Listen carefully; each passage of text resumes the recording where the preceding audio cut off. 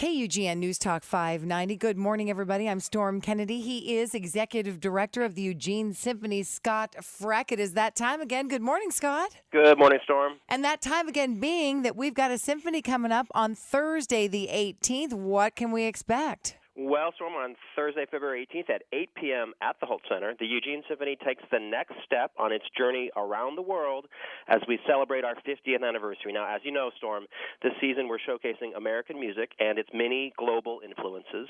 And Thursday's concert features music and more from Asia, including some truly memorable sights and sounds.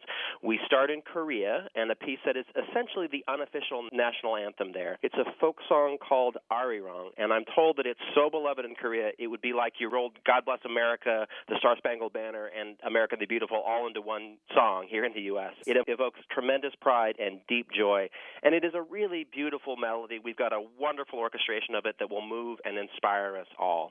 Then we have a really cool and unusual solo feature by the Chinese composer Tan Dun, who is best known in this country for the soundtrack he wrote for the film Crouching Tiger, Hidden Dragon. You remember that movie? Oh, yeah, absolutely. Yeah, the piece we're doing is called The Water Concerto, and it uses a whole bunch of different percussion instruments that all relate somehow to water. Now, some of them contain water, some of them are immersed into water to change their sound, and sometimes, Storm, the water itself is the instrument. In fact, there are two big clear bowls of water that are lighted from beneath so that we can see what's going on, and they're mic'd so we can hear the water. It's so cool.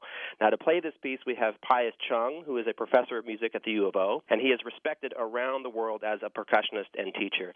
I'm telling you, this is something you really have to experience for yourself, Storm. Oh, my gosh. So I bet that's just the first half. What else is on the program? Well, after intermission, we hear a short but very powerful piece by Japanese composer Toru Takemitsu. It's called Night Signal, and it's for two groups of brass instruments, so French horns, trumpets, trombones, and tubas, and they're placed on opposite sides of the stage where they sort of call back and forth to each other. Really, really interesting. Then the big orchestral work that closes the program is a suite of music from Russian composer Igor Stravinsky's ballet called The Firebird. Now, this ballet is based on a folktale from Eastern Russia, so the Asian side of that enormous country, and it tells the story of a princess who is kidnapped by a cruel ogre king, and the princess is rescued by a brave prince with help from the Firebird, a magical and mythical creature.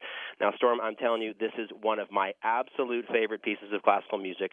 It has it all. Unbelievably lush and beautiful melodies. It has driving and almost primal rhythms, and it has the most spectacular and stirring ending imaginable. You will feel like you're soaring through the air, all while sitting in your seat at Silva Concert Hall. It's going to be a great night. Like you always do, you entice me and everyone to get tickets. So how do we get tickets? Well, you can call the Holt Center box office, 541-682-5000, or you can always go to our website, eugenesymphony.org. All right. So, Scott, what else is going on with Eugene Symphony these days? Well, on Tuesday, the 16th of February, we're going to give a pair of youth concerts to almost 3,000 elementary school students there at the Holt Center.